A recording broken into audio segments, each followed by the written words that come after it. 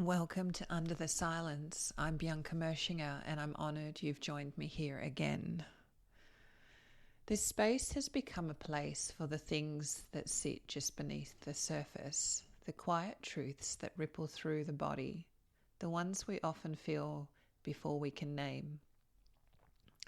Over the past few episodes, we've explored faith, embodiment, and the soul's unfolding through loss and transformation. Today I want to deepen something that's been moving through me for some time now, the quiet, often invisible act of capitalizing on the self.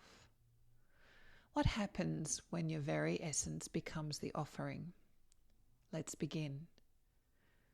In my last reflection, I spoke about my fall from grace, not metaphorically, but financially.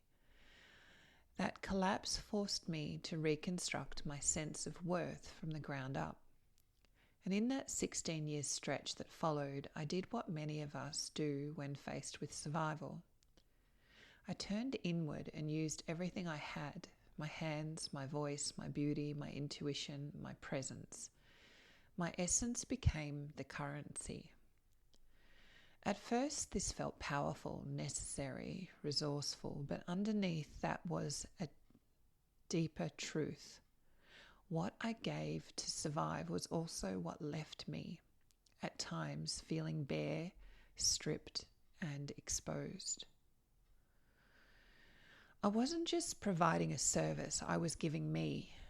And as I witnessed more of this on social media, people turning their identity, their trauma, their healing into a product, I began to sit with a bigger question. What is the difference between living your truth and selling it?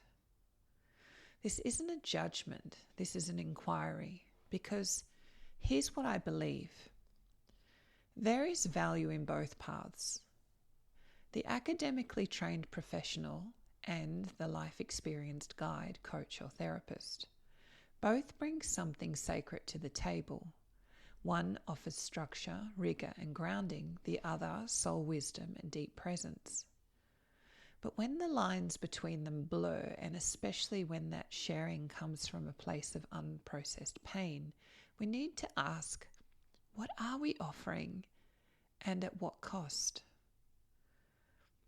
As a psychosomatic therapist, I live and work through the lens of the body.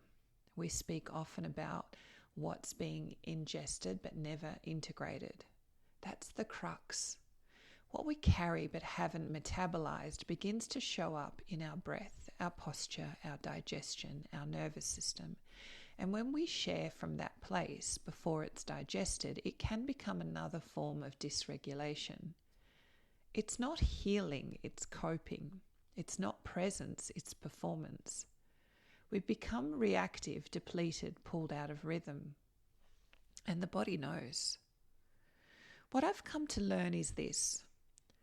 Capitalizing on the self is not inherently wrong, but it's powerful, and with power comes responsibility, not just to others, but to ourselves. The invitation is not to stop sharing, but to share with discernment, to ask, have I truly processed this? Am I giving from overflow or from emptiness? Is this a sacred exchange or a survival pattern in disguise? In psychosomatic therapy, we honor the alchemical process of turning experience into wisdom. But like any alchemy, it takes time, fire, stillness, a container that can hold the transformation. When we pause long enough to feel, listen, metabolize, what we share becomes nourishment for ourselves and for others. This is psychosomatic integrity in motion. This is how we walk the middle path between truth and performance, presence and professionalism. Because true healing doesn't come from shouting the loudest or selling the most. It comes from presence, from embodiment, from the stillness between what was lived and what is ready to be spoken.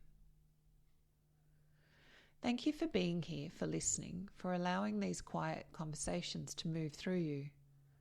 You can learn more about my work, private sessions and training programs in psychosomatic therapy and emotional release bodywork at biancamoeschinger.com or visit our training platform at psychosomatics&emotionalanatomy.com.